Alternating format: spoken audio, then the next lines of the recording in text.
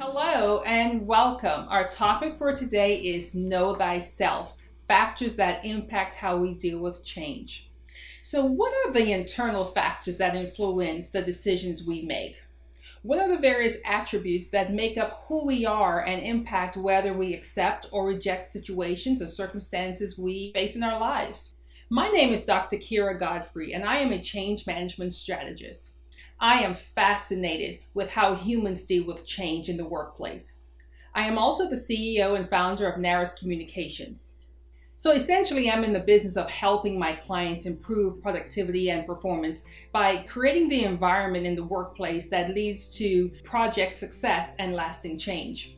Sometimes that means training employees on technical skills needed to perform new processes and operating new systems. Or sometimes it can also mean working on skills such as empathy, impulse control, interpersonal relationships, self-awareness, and other emotional intelligence skills. Even though the majority of my work has been in large organizations who are transforming either due to a process, system, or even a culture change, a large portion of my work is at the individual level. Essentially, organizations do not change. In fact, it is the individuals within the organizations who change. So today, I want to step out of the space of an organization and deal with the individual factors in the natural environment of the world or even at home, basically everyday life. So let's begin. Many of you have heard the phrase, it's a VUCA world. VUCA means V is for volatile, U is for uncertain, C is for complex, and A is for ambiguous. And many of you can possibly identify with that. So the pace and the structure of the lives today are fast and continuously moving. We are faced with bigger, faster, and more complex change, which is challenged by the fact that it's so much of it. So it becomes easy to forget, ignore, or even become complacent about taking an inward look and truly processing how do we process change. Are we just reactionary, or are we considering all elements of what's happening around us? So let's think for a moment, what has been your approach to dealing with change in the world, that those changes that directly impact you? For most of you, you're probably saying, I don't know, I just deal with it, or I just take it as it comes. But let's take a few minutes to look a little deeper. What are the factors that truly influence how we make decisions? It is important to assess people, but I challenge you to give yourself the gift of understanding you. In fact, as parents, as leaders, as friends, we are truly limited in our ability to understand and help each other until we understand ourselves. Daryl Conner, chairman of Conner Academy, is well known for his Raising Your Game training workshop. And I've taken one of his workshops and can attest that it's very good. He said that the only way to find people who resonate with who you really are, is that you have to be who you really are. And in order to do that, of course, you have to know who you really are. So knowing your likes and dislikes, such as what makes you upset, it's an important part of discovering who you are. Once you discover your likes and dislikes, be willing to ask yourself the question, why? Why do I feel that way? Where did that come from? Where did that like or dislike come from? So today, I want to talk to you about the 5 primary factors that influence how we deal with change. This is an interactive session, so grab a piece of paper and jot down some of the factors you think impacted your most recent decision. It can be anything from purchasing a new car, or accepting a particular job, or even going to choosing a grocery store or which mall you're going to shop at. So let's take a moment and do that. So some of the factors you may have selected may have been the location, you may have selected the age, and your age may have played a factor, your behavioral style, your education or your knowledge about a particular subject, your ability to do the work or your ability to get to the mall, that may have played a factor. Your belief that you can do a good job at the work or at the task. Or maybe your finances had an influence on the decision that you made. It could have been your emotional intelligence, your ability to be empathetic. Maybe the job required that. Or your interpersonal skills. It's a job that really you work closely with other people. Some people believe that they make decisions just based on astrology, the month and the day that they were born. Your experience can have a factor in the decisions that you make. It can be even your religion can play a role in how you make decisions. The region of the country that you live in can be a factor in how you make a decision. Also, it can be just practical. It's easy to do, or it's steps away from your home, or it's your dream job. You always wanted it. Or even your perception of the status that the work may bring you. Clearly, we can see that as humans, our reasoning is not cut and dry. This is why change management is such a necessary field in today's world. In fact, I want to submit to you today that all of the reasons can be grouped into about 7 categories. Yes, the generation you were born in does matter. Your natural behavioral style matters. Your experiences matters. Especially your childhood experience, your knowledge and your education matters, as well as your level of emotional intelligence and your perception or your belief.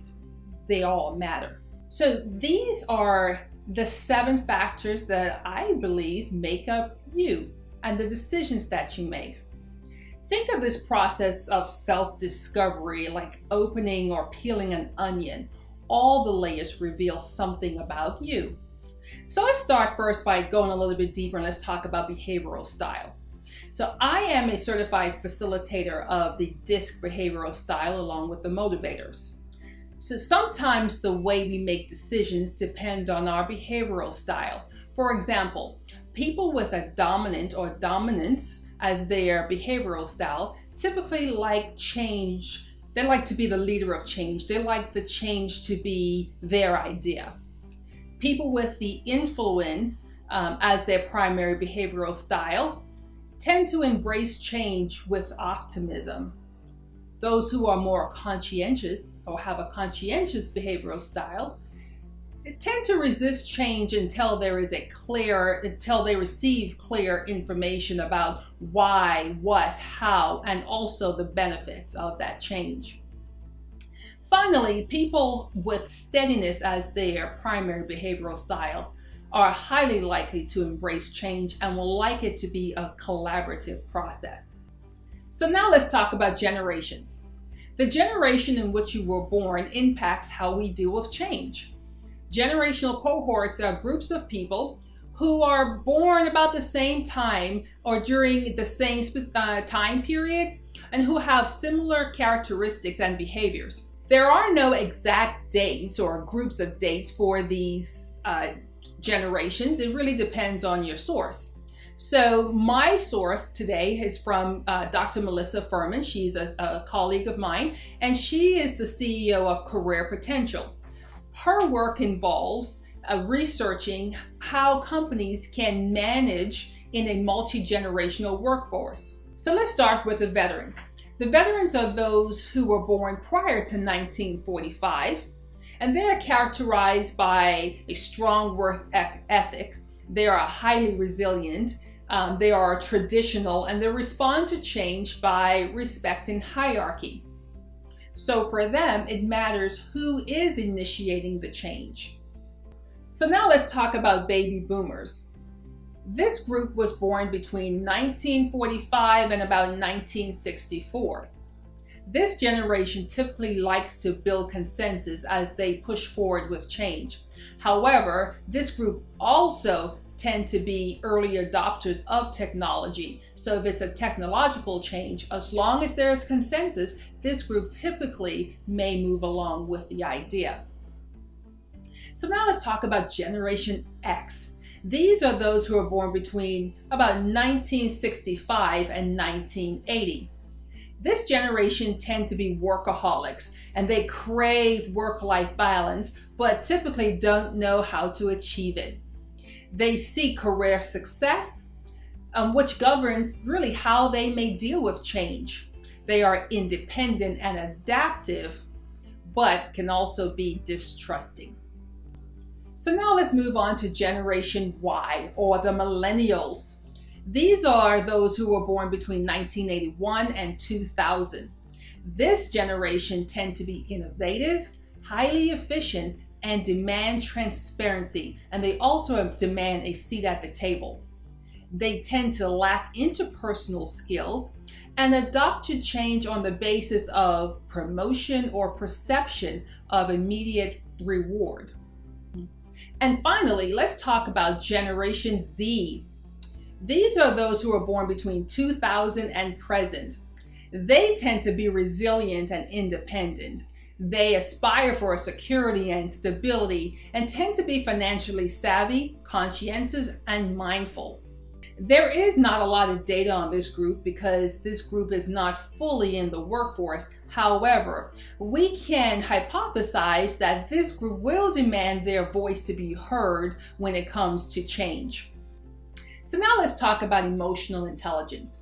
Emotional intelligence is the measure of a set of emotional and social skills that influences how we perceive and express ourselves. Also, how we develop and maintain social relationships. It also influences how we cope with challenges and how we use emotional information in an effective and meaningful way.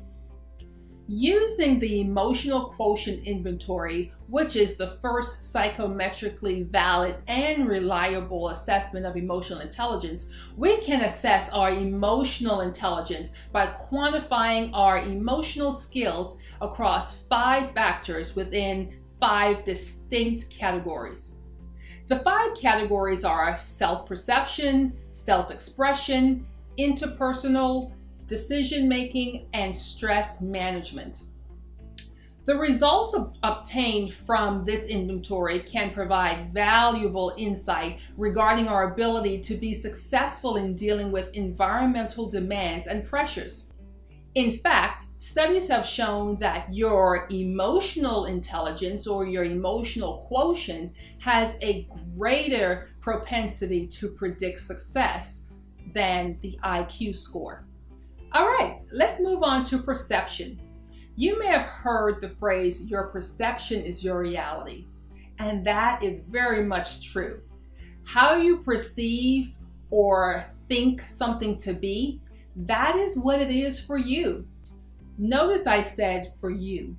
That does not make it true. It makes it true for you. So how you may respond to change depends on how you perceive the situation, the person, the place, the thing, the change.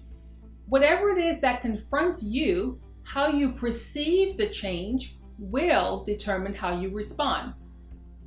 Particularly, research shows that your perception of ease of use and also your perception of the usefulness is what matters most, especially when we're talking about adopting a technological change. So why does this matter? Well, your perception influences your attitude, and your attitude influences your likelihood to adopt or to accept a certain situation. Perceived ease of use is described as the extent to which a person believes that using something, whatever the change or the new thing is, that would be free of effort. So that's ease of use. If you think it's free of effort, then that will influence your attitude. Perceived usefulness is defined as the extent to which you believe that using a particular thing would enhance your performance or your work. It adds value to your life. So how you perceive something to be, whether you think there is value or it has enhancing factors, that influences your decision-making ability in that area. All of this is based on the theory of reasoned actions. which is uncovering the logic we put into reasoning and decision making based on the two beliefs, like we said, perceived usefulness and perceived ease of use. All right, let's move on to experience. Your experience, especially like I said before, in childhood, can influence your perception as well as your emotional intelligence. Your most traumatic experience or your most recent experience plays a role in how you make decisions. And finally, let's talk about knowledge. Your current knowledge, or lack thereof, about a situation or a topic influences how you make decisions. With knowledge, especially with the support from a teacher or a manager or a leader, or where there's a supportive environment, even in the family, can begin to develop what we call self-efficacy, which is your belief that you can do something. So your ability to adopt change may be based on your belief that you can do it. Education and training is positively correlated to your perception of your ease of use as well. So what does all this mean as you seek to improve your life, your job performance, your ability to lead, to be a better person, to love, to laugh, to be free? Well, obtaining all of these goodies in your life depend on how well you know yourself and how much you're willing to see who you are, accept who you are, and you're willing to change the things that don't align with your authenticity. The reality is that sometimes it is you, and you have to know who you are so you can better relate to others as well. I am a doctor of education. I am not a psychiatrist or a psychologist. But if you would like to take the journey to peel back at least 2 layers of the onion to obtain a DISC assessment with motivators, or if you would like to take an official emotional intelligence or emotional quotient assessment, email me at kgodfrey, that's KGODFREY, at nariscommunications.com, or visit my website at www.nariscommunications.com to sign up for a free 30-minute consultation. Also, be sure to follow me on Twitter, Facebook, LinkedIn, as well as Instagram. Thank you for listening today, and I look forward to connecting with you.